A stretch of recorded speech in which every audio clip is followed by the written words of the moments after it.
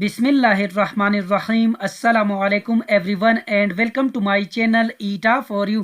प्यारे दोस्तों, मैंने जो डीएम का मॉडल पेपर अपलोड किया था, इस पर बहुत से दोस्तों की कमेंट्स आए कि सर प्लीज़ आप जल्द अज जल्द इस पेपर की सवालात की जवाबात भी अपलोड कर दें। तो आज मैं आप सब दोस्तों की फरमाइश पर आज ही इस पेपर की आंसर कीज अपलोड कर रहा हूँ। जिन दोस्तों ने अभी तक मॉडल पेपर को वॉच नहीं किया है तो आप सबसे पहले उसे वॉच कर लें, लिंक डिस्क्रिप्शन में मौजूद है। इसके बाद इस पेपर को वॉच कर लें। अगर आपको इस मॉडल पेपर में कहीं भी कोई गलती नज़र आए तो प्लीज़ कमेंट में ज़रूर आगाह करें।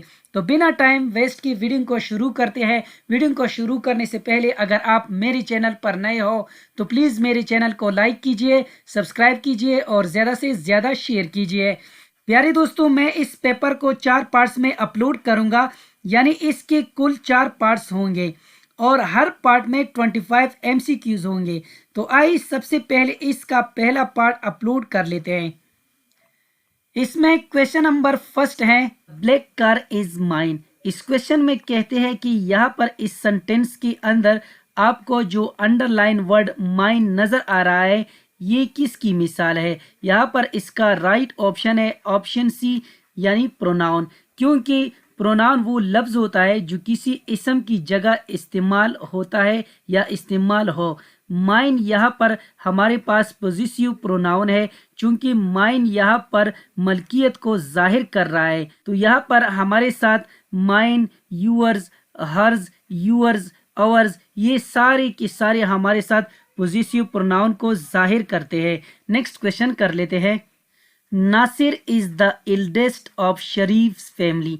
इसका राइट ऑप्शन है ऑप्शन सी। प्यारे दोस्तों, यहाँ पर एल्डेस्ट खास तौर पर खानदान की सबसे बड़े फर्द को बयान करने के लिए इस्तेमाल होता है।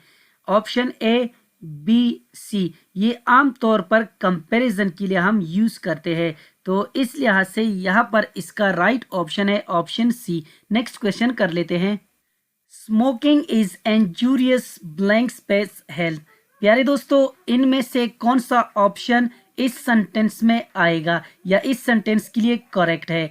प्यारे दोस्तों, जैसा कि आपको स्क्रीन पे नजर आ रहा है, ऑप्शन ए यानी विद, यानी ऑप्शन ए में विद का इस्तेमाल किसी चीज की ताल्लुक को जाहिर करने के लिए होता है और ऑप्शन बी में फॉर जो है किसी चीज की बेनिफिट या इफेक्ट को जाहिर करता है और ऑप्शन सी में यहाँ पर टू जो है ये एक दुरुस्त फिक्रा है। यहाँ पर इसका राइट ऑप्शन जो है वो है ऑप्शन सी, क्योंकि टू उस वक्त इस्तेमाल होता है जब एक चीज दूसरी चीज को नुकसान पहुंचाती है और यहाँ पर ऑप्शन डी में लास्ट ऑफ जो है ये आमतौर पर मलकियत या ताल्लुक को जाहिर करने के लिए यूज होता है। तो इस लिहाज से यहाँ पर इसका राइट ऑप्शन जो है वो है ऑप्शन सी, टू, यानी smoking is injurious to health. Next question कर लेते हैं।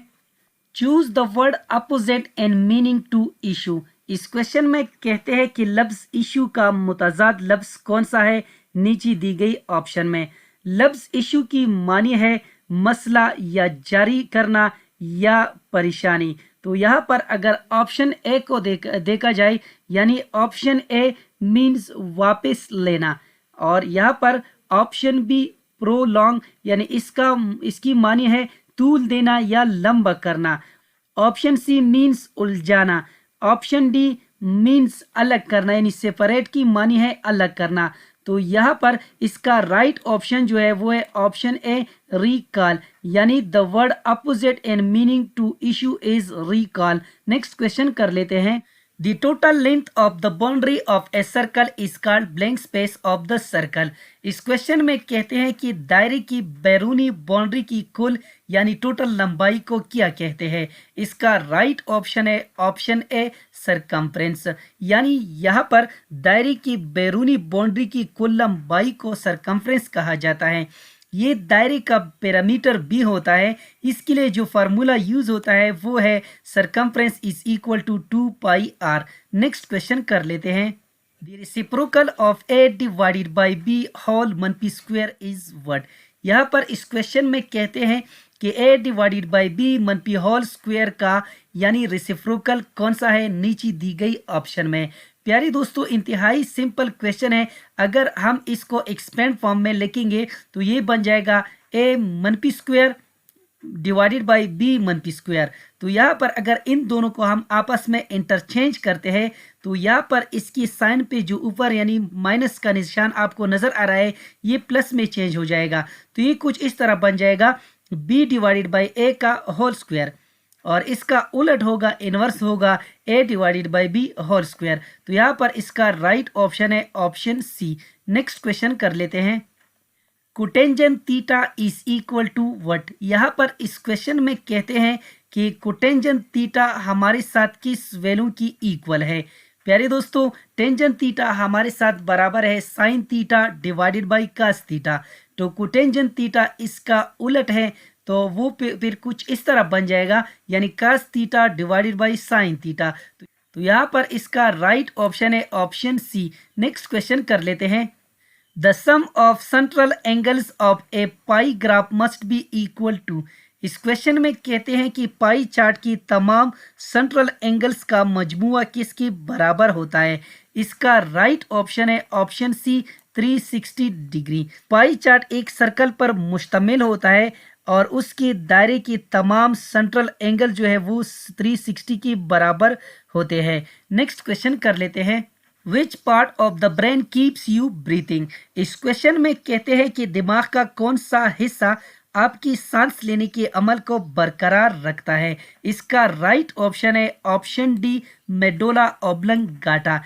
यानी यहाँ पर ये दिमाग का एक इम्पॉर्टेंट हिस्सा है जो इनवॉलंटरी एक्शन जैसे दिल की धड़कन, ब्लड प्रेशर और सांस लेने को कंट्रोल करता है। ये लंग्स की हरकत को मुनज़्ज़म करने में भी बुनियादी किरदार अदा करता है। नेक्स्ट क्वेश्चन कर लेते हैं।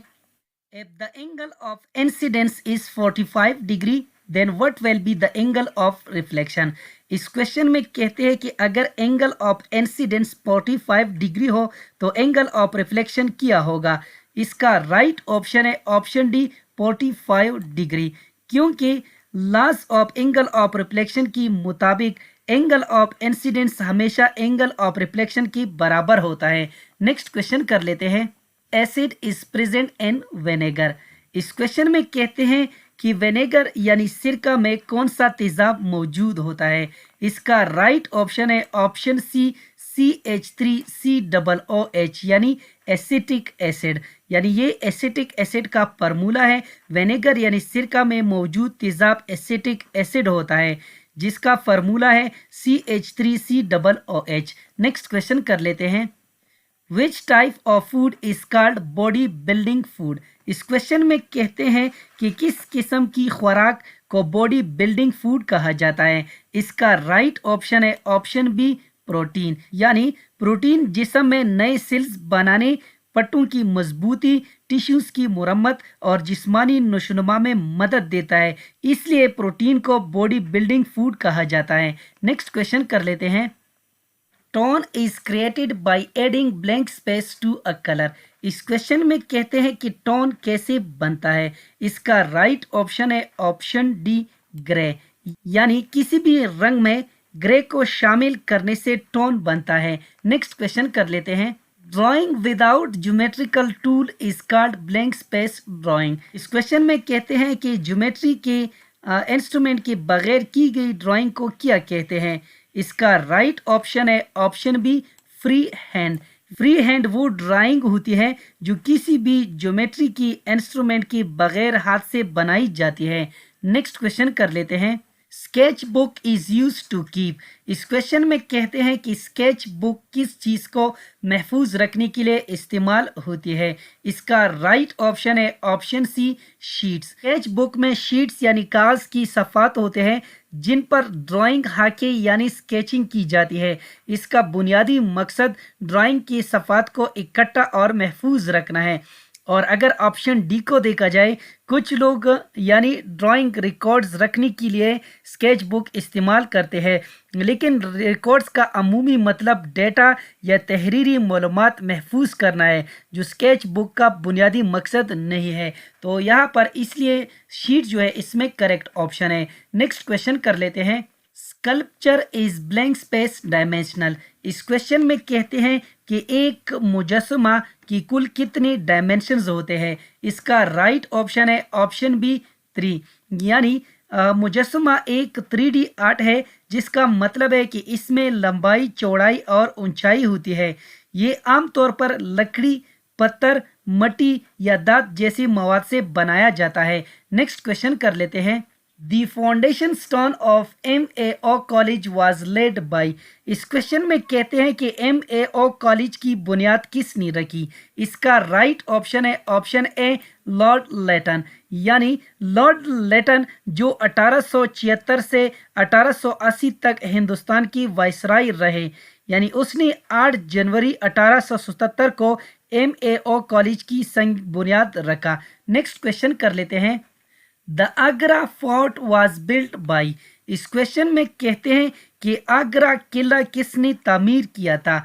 इसका राइट ऑप्शन है ऑप्शन सी अकबर। मुगल बादशाह अकबर ने 1565 में आगरा किले की तामीर का आगाज किया। किला सुर्ख पत्थर से बनाया गया। नेक्स्ट क्वेश्चन कर लेते हैं। When student comes late to the class you will.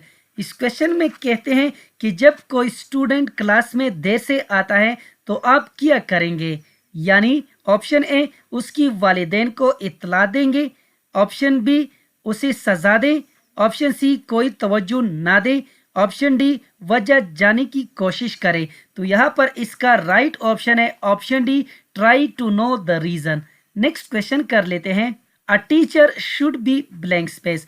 इस क्वेश्चन में कहते हैं कि एक उस्ताद को कैसा होना चाहिए। इसका राइट ऑप्शन है option A dutiful. A teacher should B dutiful. एक उस्ताद को अपनी जिम्मेदारियों का एहसास होना चाहिए। नेक्स्ट क्वेश्चन कर लेते हैं। Blank space knocked at the door. इस क्वेश्चन में कहते हैं कि यहाँ पर नीचे दी गई ऑप्शन में यहाँ पर ब्लैंक स्पेस में कौन सा सही ऑप्शन आएगा। इसका राइट ऑप्शन है ऑप्शन ए हु, क्योंकि जुमले में पूछा जा रहा है कि कौन दरवाज़ा खटखटा रहा था और यहाँ पर हु सब्जेक्ट के तौर पर दुरुस्त फिट बैठता है। नेक्स्ट क्वेश्चन कर लेते हैं। Her mother is blank space the cow, choose the correct form of the verb. प्यारे दोस्तों, इस क्वेश्चन में कहते हैं कि यहाँ पर हमने क्या करना है, correct form of the verb यहाँ पर यूज करना है। तो यहाँ पर इसका राइट ऑप्शन है ऑप्शन डी मिल्किंग, यानी her mother is milking the cow. यहाँ पर इज मिल्किंग जो है ये प्रेजेंट कंटिन्यूस टेंस को रिप्रेजेंट करता है, या ये प्रेजेंट कंटिन्यूस टेंस में है, जो ये जाहिर करता है कि काम अभी हो रहा है। तो इस लिहाज से यहाँ पर इसका राइट ऑप्शन है ऑप्शन डी। नेक्स्ट क्वेश्चन कर लेते हैं। प्यारे दोस्तों, यहाँ पर इस क्वेश्चन में कहते हैं कि यहाँ पर ब्लैंक स्पेस में नीचे दी गई ऑप्शन में हमारे साथ कौन सा ऑप्शन आएगा। प्यारे दोस्तों, जिस तरह यानी सेंटेंस में ये वाज़ेह है कि पहाड़ी का ताल्लुक जो है वो पहाड़ से है, यानी पहाड़ी का ताल्लुक पहाड़ से है। तो यहाँ पर नदी का ताल्लुक किस चीज़ से है, तो यहाँ पर नदी का ताल्लुक रिवर से है। तो इस लिहाज से यहाँ पर इसका राइट ऑप्शन जो है वो है option see what time blank space. इस क्वेश्चन में कहते हैं कि यहाँ पर खाली जगह में हमारे साथ कौन सा ऑप्शन आएगा, या इसके लिए कौन सा ऑप्शन सही है। तो यहाँ पर इसका राइट ऑप्शन है option see what time does the train leave.